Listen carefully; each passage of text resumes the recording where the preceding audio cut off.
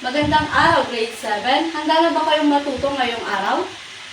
Kung handa na kayong matuto, makinig sa akin at ating sisimulan ng ating tatalakayin ngayong araw. So, ating tatalakayin ngayong araw ay patungkol sa ebolusyong kultura sa Asya. So, pag sinabi natin ebolusyong kultura sa Asya, ito yung mga kultura na kada panahon ay paiba-iba. So, ating tatalakayin ngayon ng prehistory na kung saan sa panahon nito, hindi pa nagsisimula ang pagsusulat. So, dahil limitado lamang ang ating kaalaman, ang ating mga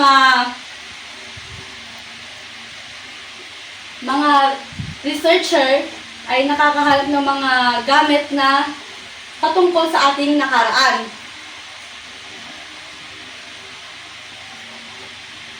So, ang next naman ay panahon ng kasaysayan. So, dito na sa panahon ng kasaysayan, so dito na nagkaroon ng nakasulat na kung saan sa pamamagitan ng nakasulat na documents, mas malinaw nating naiintindihan ang mga pangyayari sa ating nakaraan. So, may mga tatlong panahong ating isa-isahing tatalakayin. So, sa panahong Paleolitiko, dito sa panahong ito, ang mga tao ay nakatira lamang sa kuweba at naghanap buhay sa pamamagitan ng pangangaso.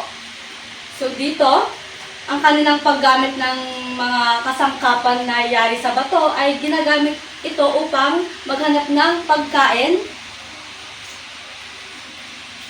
sa kanilang pang-araw-araw.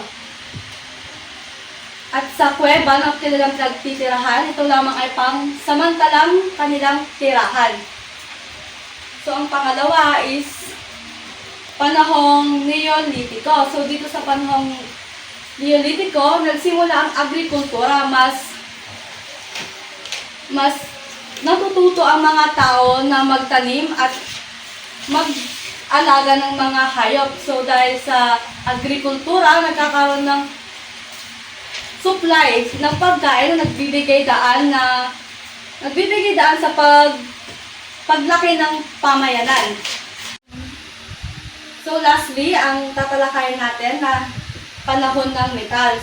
So sa panahong ito, natuto ang mga tao na gumamit sa metal tulad ng tanso at mga bakal.